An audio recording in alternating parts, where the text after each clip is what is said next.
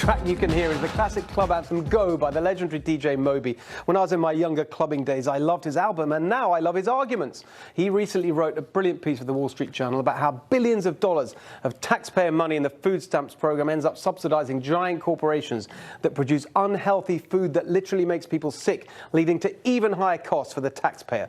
Moby's asking Congress to fix it in the farm bill that's under consideration right now, and I agree. That's the next revolution we need. Thank you to our panel. Thanks for joining us tonight. Hope you can join us next Sunday when the next revolution will be televised.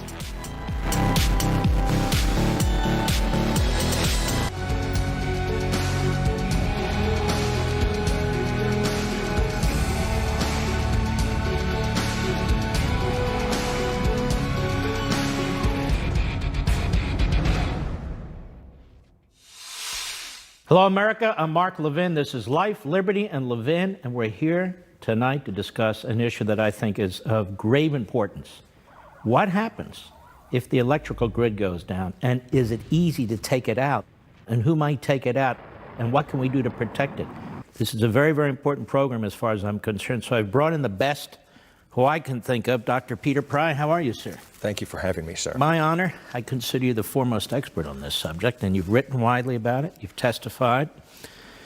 You're the executive director of the task force on national and homeland security, this electromagnetic pulse, EMP, and other threats on an accelerated basis.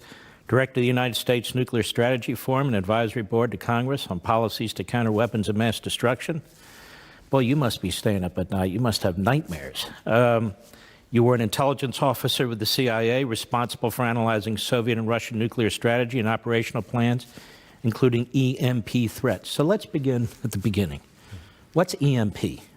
Well, electromagnetic pulse is basically a super energetic radio wave that's got so much power that it can destroy electronics across a huge area.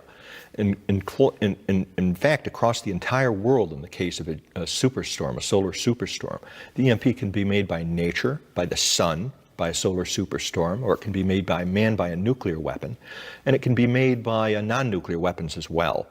In the case of a sun, what we're concerned about is the once in a century, once every 150 years solar superstorm.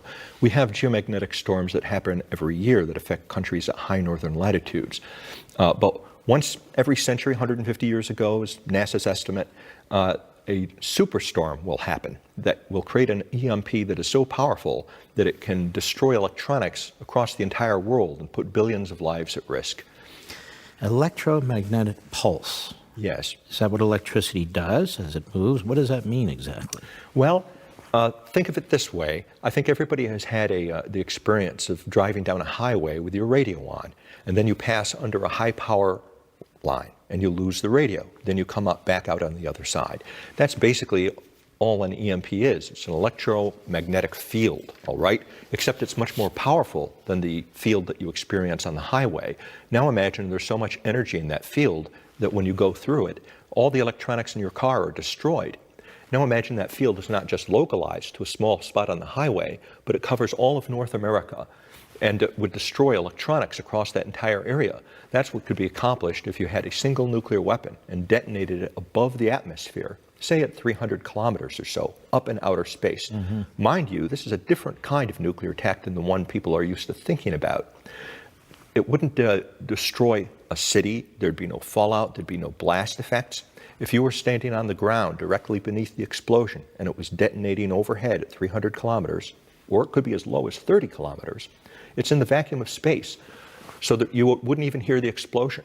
There'd be no blast effects that would reach the ground. There'd be no radioactive fallout. Have we ever had one of these solar scenarios that you're talking about? You said every 100 or 150 years. Yes, back in 1859, there was a solar superstorm that we call the Carrington event.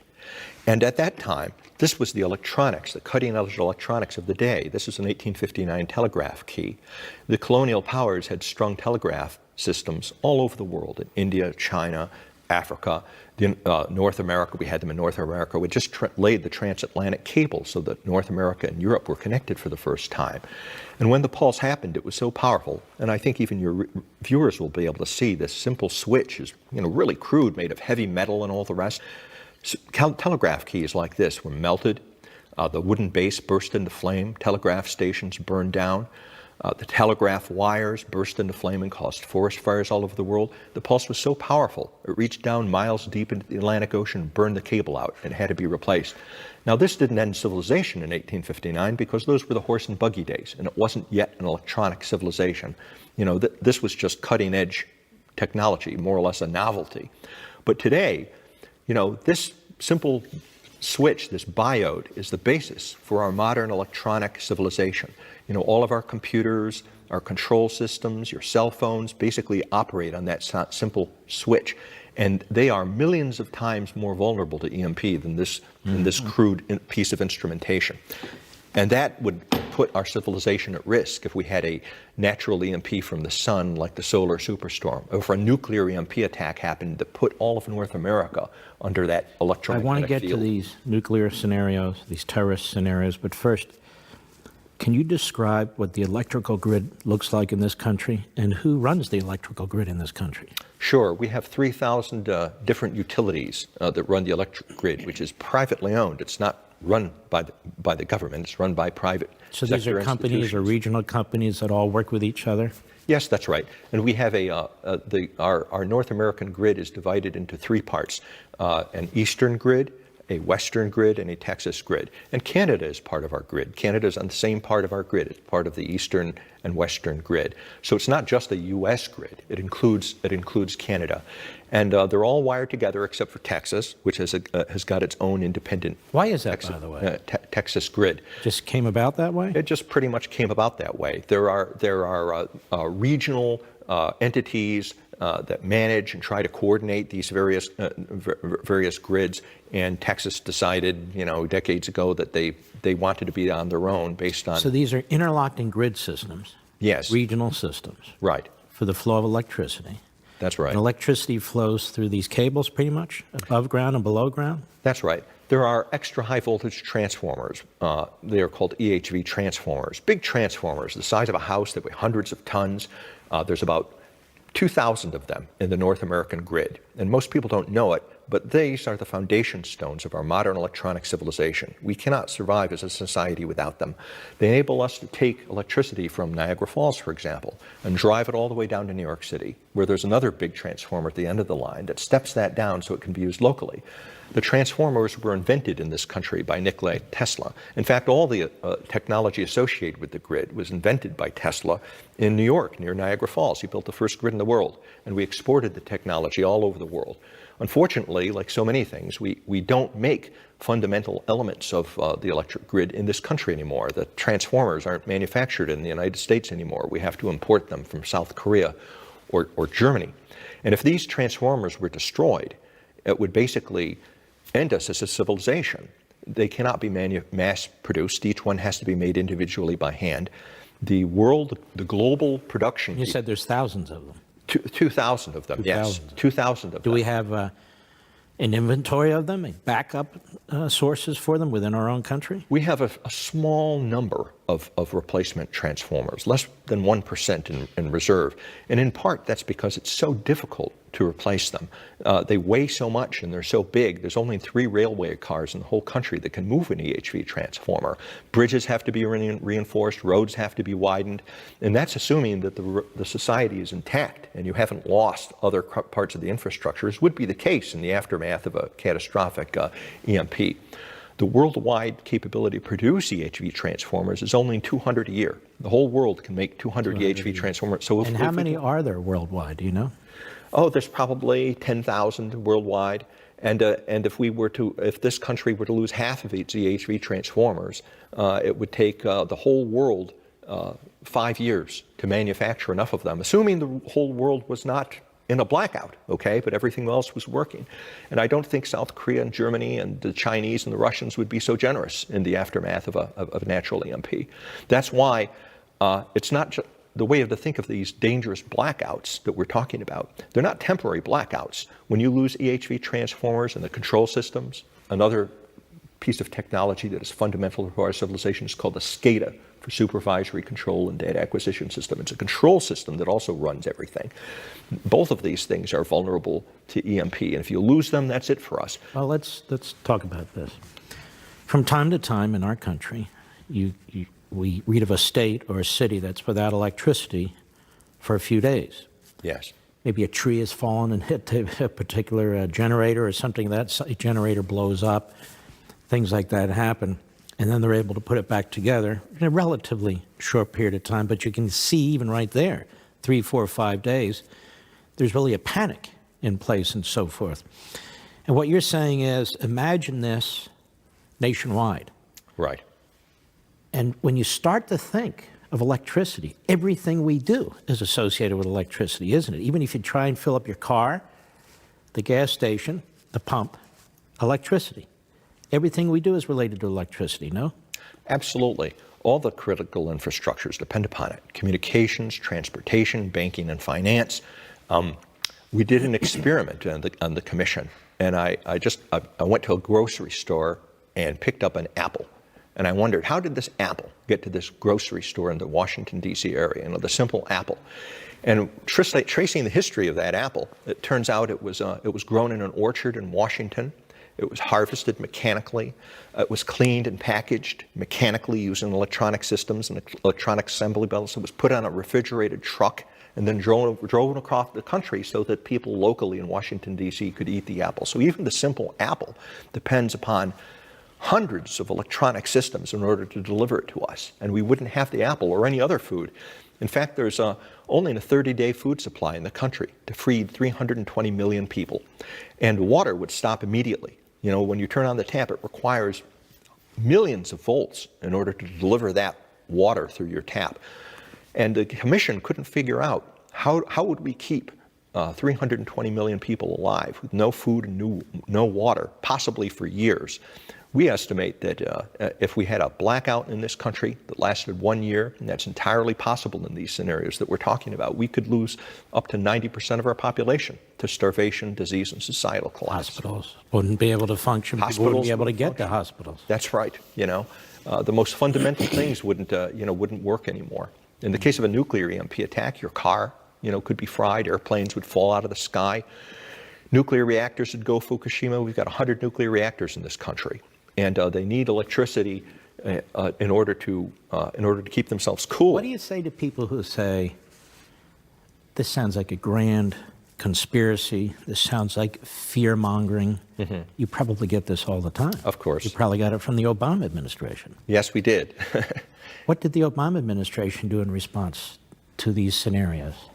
Well, the Obama administration, to its credit, at least it took solar EMP seriously enough that they formed a task force to study the problem endlessly. But they didn't even want to hear about nuclear EMP. And the chairman of our... Nuclear EMP is a nuclear event that wipes out the grid. That's right. Or a big chunk of it. With a nuclear weapon detonated at high altitude. It's the kind of thing that if Iran got the bomb, it could do it. If North Korea's got the bomb now, and it knows about EMP and has threatened to do it to us. And that's exactly why the Obama administration didn't want to know or hear about nuclear EMP. They wouldn't even meet with the chairman of our commission, Dr. William Graham, who's really the world's foremost expert on this. I mean, he was actually one of the people that discovered the EMP phenomenon back in the 1962 Starfish Prime test when I was in elementary school. Imagine not meeting with someone like Dr. William Graham. It would be like not meeting with Albert Einstein when he's trying to warn you that the Nazis could develop this thing called the atomic bomb back in 1939. And in effect, that's how irresponsible the Obama administration was, shutting the door on the Albert Einstein of EMP, who was Dr. William Graham, not listening to him, not following any of the recommendations of his commission. And in fact, when the commission was reestablished by Congress, Obama holdovers in the Department of Defense did everything they could to sabotage and undermine our work. Why? EMP did not fit into the narratives that they had for trying to sell two of the Obama administration's major foreign policy objectives. One was the idea of a world without nuclear weapons. They were trying to convince the world that nuclear weapons don't have any utility. You need hundreds of them. You'd never be able to compete with the United States. That's not true. Any nation that gets just one bomb because of EMP, basically becomes a nuclear superpower that could threaten the existence of the United States. So it didn't fit into the narrative of a world without nuclear weapons, and it didn't fit into the narrative about the Iran nuclear deal.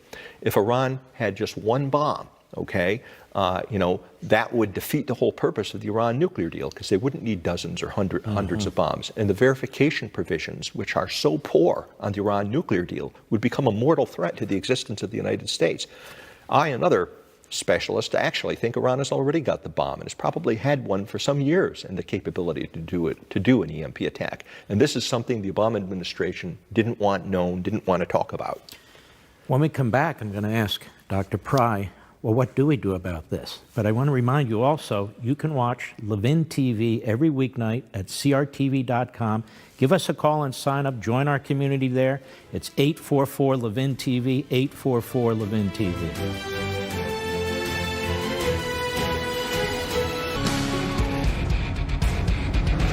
Welcome back, Dr. Peter Pry. What would be, before we get to the question of how do we protect ourselves, the question is we need to figure out how we might be attacked. So what are the different scenarios out there? I'm sure there are many in which a country might want to shut down our electrical grid. North Korea could shut down our grid by an EMP attack off a satellite. They, in fact, have 2 satellites orbiting over this country as we speak that passed over us several times a day that are at the optimum altitude to evade our national missile defenses and to make an EMP field that would cover North America. How would they make an EMP field? They would detonate the satellite when it's over the center of the country, and the field, it propagates from the location of the warhead to the line of sight. So there'd have to be a satellite with a warhead. There'd have to be a satellite with a warhead. Can they do that? They could, and we're not sure that these satellites are not already nuclear armed. The EMP Commission is very concerned that they may be, and we have recommended that these satellites be shot down because the risk to the country is just too great to take the chance. They could do it with an ICBM, although our national missile defenses, would have a reasonable chance of intercepting the ICBM. Now, if the North Koreans can do that with satellites, I assume the Chinese and the Russians are far ahead of them, and they could easily do that. Certainly, and in fact, Vladimir Putin has actually threatened that recently about doing what's called launching an ICBM on a south polar trajectory, which is the trajectory that North Korean satellites fly on, a south polar trajectory. They come now, over. why would they do it that way as opposed to this way? Because we don't have any ballistic missile early warning radars facing south, and we don't have any interceptors facing south. We're blind and defenseless from that direction. Because during the Cold War, we assumed the attacks would come from the Soviet Union over the North Pole, which is the shortest distance. Yeah. It's the shortest distance to our missile fields and our bomber bases. And and so unfortunately, we have left that flank unprotected. There are ideas and recommendations we've made for trying to, in a hurry, close this gap in our defenses. They could also do it by launching a balloon or a short-range missile off of a ship, off of a freighter. North Korea actually had a freighter with a nuclear-capable missile in the Gulf of Mexico back in 2013. We only found out about that because they tried getting back through the Panama Canal, and we found 2 of these missiles hidden under hundreds of bags of sugar on this freighter. Fortunately, they didn't have a nuclear weapon on it, but it demonstrated their ability to get a freighter with a nuclear-capable missile into our backyard, and we didn't even know about it. So those are some of the nuclear EMP attack scenarios in terms of how you might do it. But there are other ways of attacking the grid too, and all of these other ways would be part of this new way of warfare that Russia, China, North Korea, and Iran have all conceived and have as part of their war plan that includes cyber attacks on the grid. You could take the grid down with cyber attacks. That includes physical sabotage. On the cyber attacks, hasn't Russia been poking around already? Russia, North Korea, China, and Iran, all of them have been poking around already. And our reaction as a society has been very disappointing, especially during the Obama administration.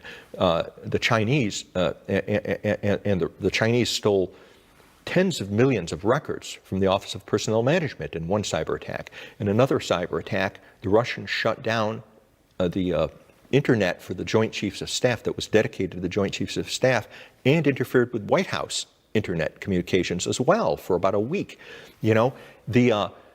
At the time, there's a big scandal in the press.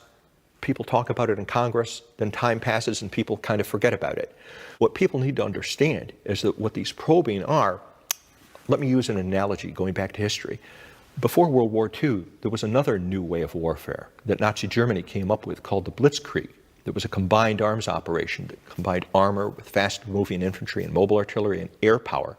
And part of this Blitzkrieg strategy was they had a motorcycle corps. So the motorcycles would range out in front of the armored spearheads and in front of the air power, looking for weaknesses in the enemy lines.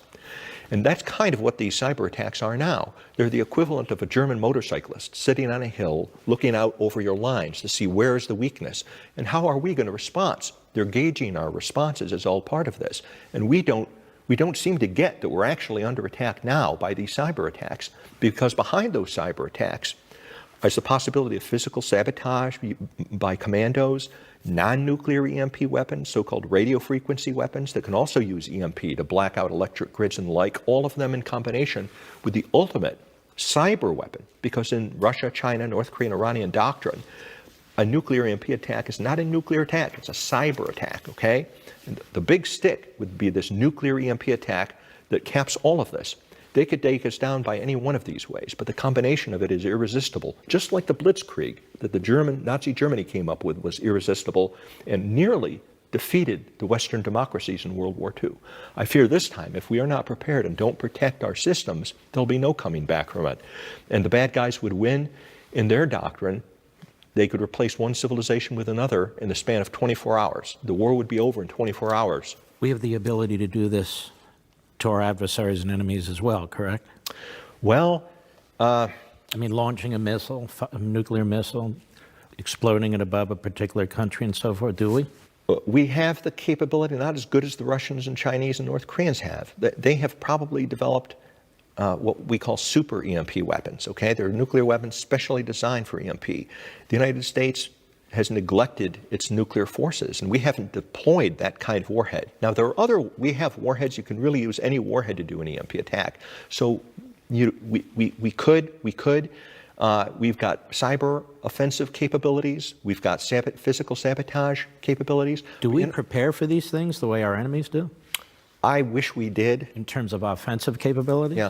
I wish we did. I don't know whether we do or not. I suspect we don't. The reason I suspect we don't is because we haven't even protected ourselves from the enemy's offensive capabilities. And if we understood and had put it together and ourselves had mastered this new way of warfare and were prepared to execute it, I would have to believe that we would have taken the common sense precautions to protect ourselves, but we haven't.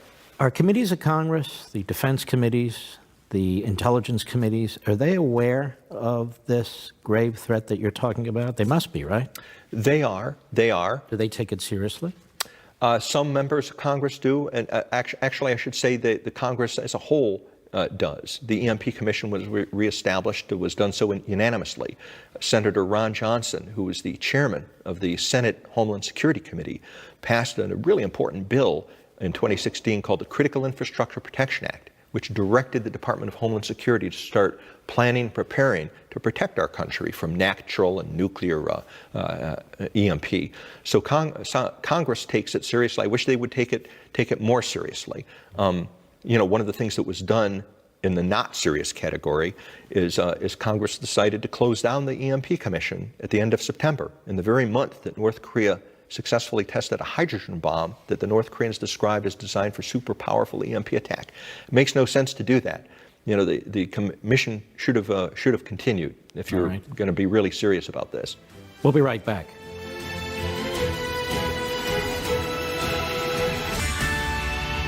Live from America's News Headquarters, I'm Kelly Wright in Washington. The manhunt continues in Tennessee for the man who shot and killed 4 people at a Waffle House near Nashville. The shooting happened at around 3:30 a.m. The suspect has been identified as Travis Reinking, an Illinois native who recently moved to the Nashville area. Reinking ran away from the scene of the shooting after he was disarmed by a customer at the restaurant. Police say he could still be armed. Southwest Airlines cancels about 40 flights as mechanics inspect the plane's engines following last week's deadly accident. Last Tuesday, a 737 engine exploded mid-flight, sending shrapnel flying. One of the windows blew out, and a passenger, 43-year-old Jennifer Reardon of New Mexico, was partially sucked out of the opening. She died of her injuries. I'm Kelly Wright. Now back to life, liberty, and Levin.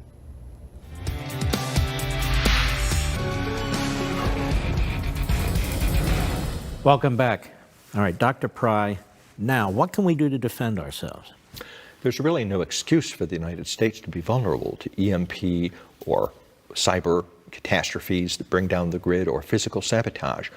All of them can be protected against if you protect against the worst threat, which is the nuclear EMP attack. And we've known how to do that for 50 years. The Department of Defense has been protecting military systems for 50 years using surge arresters and blocking devices.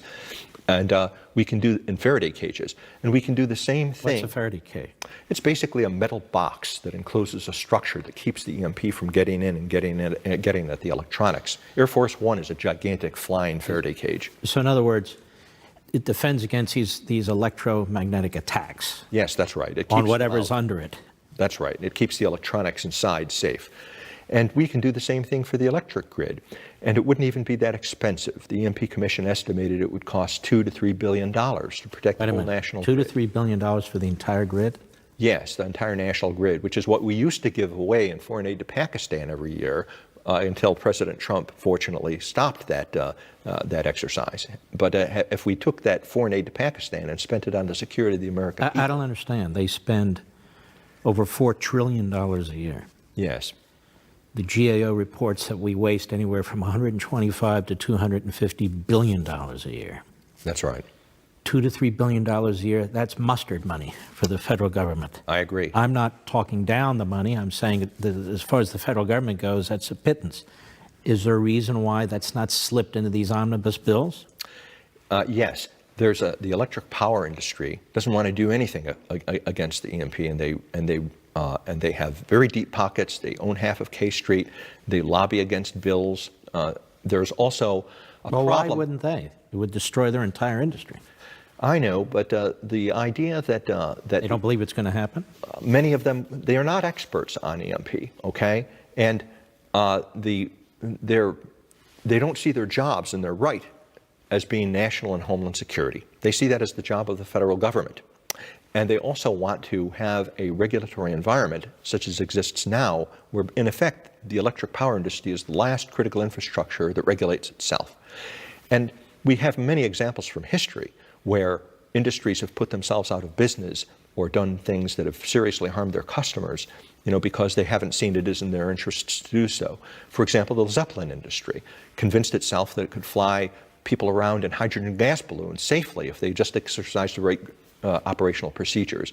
But had there been a Federal Aviation Administration back in the 1920s, we might still have Zeppelin. But to me, this is even more compelling, because we're not talking about regulating, taxing them, doing these sorts of things. We're talking about protecting the grid in order to protect the American people. It's a national security issue. Yes, I quite agree. It is a national security issue. But the electric power industry, the bad guy in this scenario is called the NERC, the North American Electric Reliability Corporation. They're not engineers, they're not technicians, they're mostly lawyers at the top. And they see their job as to avoid having to do anything that the feds want to impose upon them in terms of protecting from EMP or cyber, even the tree branch threat. The Great Northeast Blackout was caused by a tree branch that contacted a power line back in 2003 and put 50 million Americans in the dark. It took them a decade of foot dragging before they finally allegedly did something to improve our security against But if the the tree federal branch government threat. said this is part of infrastructure, they want to spend $1.5 trillion on infrastructure, $1.5 trillion. You're reading my mind. Okay, and we haven't talked about this, and if they say, you know what, let's put $2 or $3 billion aside for this. Exactly. That's one of the EMP Commission's recommendations in the reports that we've put forward in our advice when we have briefed the National Security Council, that EMP protection should be made part of the infrastructure renewal program. And one of the things that we need is an executive agent at the level of the White House, somebody responsible for protecting the national grid and the other critical infrastructures too, from EMP, cyber, from all these threats we've been talking about. Because the chief problem is nobody is in charge of protecting the critical infrastructures. We've never thought about that. So what would we do for $2 or $3 billion? We would install Faraday cages and blocking devices and surge arresters on the transformers, for example. You can put a surge arrestor on the transformer, just like you've got a surge arrestor on your personal computer to protect it from lightning. You can have a specially designed surge arrestor that will protect against lightning, against nuclear EMP, against the EMP from the sun. And had we done so, it would protect you against all of these worst-case scenarios, not just nuclear EMP and cyber, but also severe weather like hurricanes. Millions of people or hundreds of thousands of people who were made homeless for months by Hurricane Sandy would have been able to go home earlier if the electric grid had been hardened against nuclear EMP, because it would have been able to survive the overvoltages that happened during Hurricane Sandy as a result of high power lines getting knocked down and transformers and SCADAs being damaged. If you can survive the worst threat, the nuclear EMP attack, you'll be able to come back much more quickly from any of these lesser threats. So it's not just for the rare, exotic scenario of a terrorist nuclear EMP attack. It would improve the security of American people from things that happen every year: tornadoes, hurricanes, ice storms that cause blackouts. And you don't have to be a physicist to see the grid is at risk. If you just look at the history of blackouts and the long recovery times that are required after there's these hurricanes, you can see there's something wrong. Look at Puerto Rico. Puerto Rico is still not recovered as a result of the hurricane that went through there. Clearly, if something like Puerto Rico is going to absorb all the emergency resources of the continental United States to get its recovery, we're going to be in huge trouble if a nuclear EMP takes down the national grid. Incredible. We've got to do better. Yeah. Don't forget, just a reminder, you can join us every weeknight on Levin TV on Conservative Review TV, our digital TV network. Just give us a buzz, 844-LEVIN-TV, and join us. That's 844-LEVIN-TV.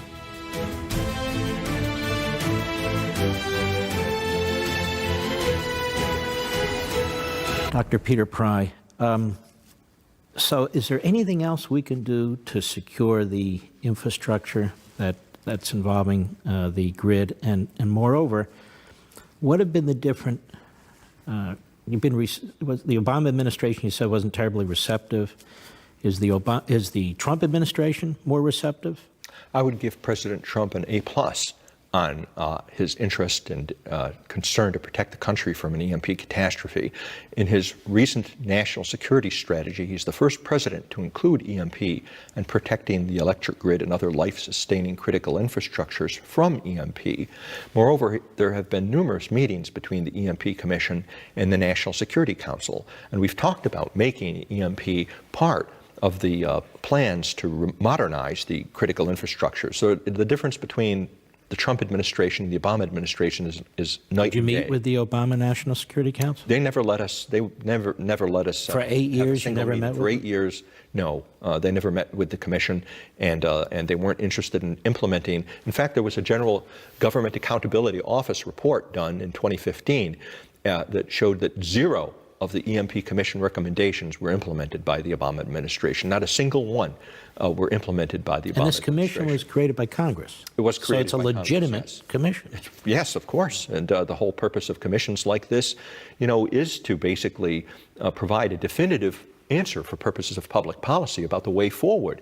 And the commission system has tended to work well. We have national missile defense today and protection against biological and chemical agents because of the results of congressional commissions. There was a commission under Clinton administration called the Marsh Commission that laid out the rules that started us on the pathway to preparedness against cyber warfare. And I wish I could say that the Obama administration followed the advice of the EMP Commission as it should have. I mean, that's the whole point of commissions, but it didn't. That we were ignored for 8 years until the Trump administration. And I just hope it's not too late, because now, 8 years ago, North Korea didn't have missiles that could reach the United States. It wasn't testing hydrogen bombs, but it is today, and poses a clear threat to us. Does this kind of link in with the whole notion of our strategic defense initiative, really started under Reagan, and conservatives and Republicans have tried to carry this forward through administrations, but it's been a rocky road?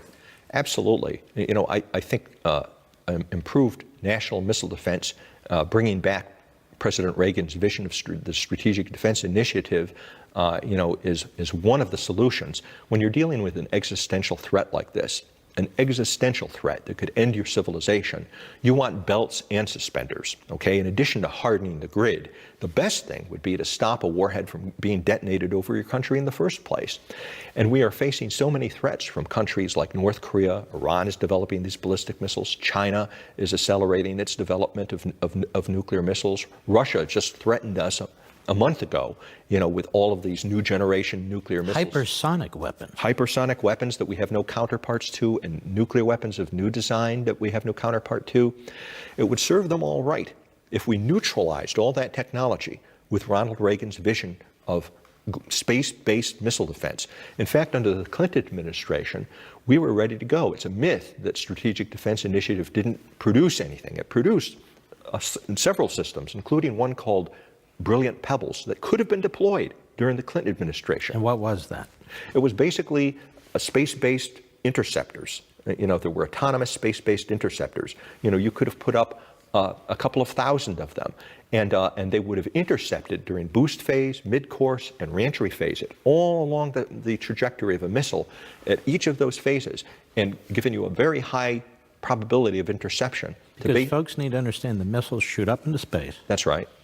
Then you flatten out, and they come down. That's right. And Brilliant Pebbles could have shot them at each of these phases and intercepted not just a small threat from North Korea, but it was actually designed to protect us as a shield, a missile shield from a massed attack from the Soviet Union. And it could have done that.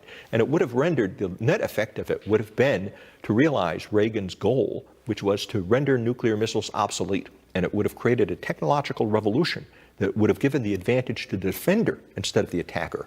Right now, we're in a technological phase where the attacker has all the advantages, and this puts tremendous pressure on the sides to do a first strike, and particularly for the bad guys, because they know they would get tremendous advantages from a first strike.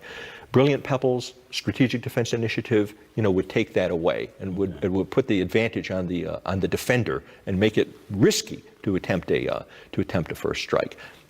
It would be transitioning from a policy that we have known as mutual assured destruction to a policy I like to call sane instead of mad sane, strategic assured national existence. We'll be right back. Welcome back. We are a nation, at least in part, of rugged individuals. And some of us want to protect ourselves. We can't just rely on the government. That's right. Is there a way to do that? Oh, absolutely.